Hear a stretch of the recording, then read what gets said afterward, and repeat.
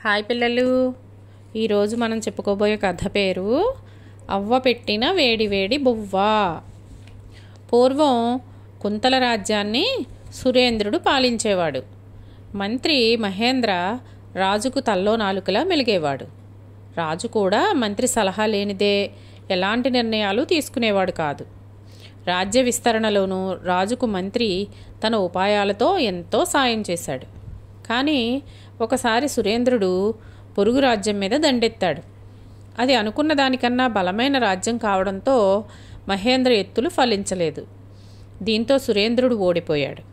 తన సలహా ఫలించనందుకు మహేంద్ర చింతించాడు. ఒక రకమైన నైరాస్యానికి లోనయ్యాడు. ఒక్కడే తన ఇంటి బాట పట్టాడు.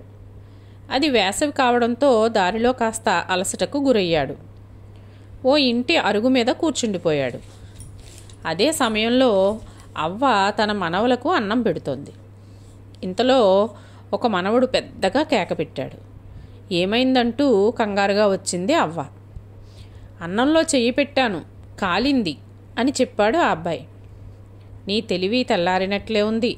నేరుగా అన్నం మధ్యలో ఎవరైనా చెయ్యి పెడతారా? నెమ్మదిగా ఉఫ్ ఉఫ్ మని ఊదుకుంటూ పక్క నుంచి తింటూ వెళ్ళాలి కానీ అంటూ హెచ్చరించింది.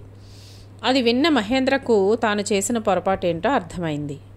ఆ తర్వాత కొన్ని రోజులు విరామం తీసుకుని రాజుని మళ్ళీ దండయాత్ర చేయమన్నాడు. కానీ ఈసారి నేరుగా ఆ పెద్ద రాజ్యం మీద కాకుండా చుట్టుపక్కల ఉండేదాని సామంత రాజ్యాలపై దండెత్తమన్నాడు. రాజు ఒక్కో రాజ్యాన్ని గెలుచుకుంటూ పెద్ద రాజ్యాన్ని ఒంటరి చేశాడు.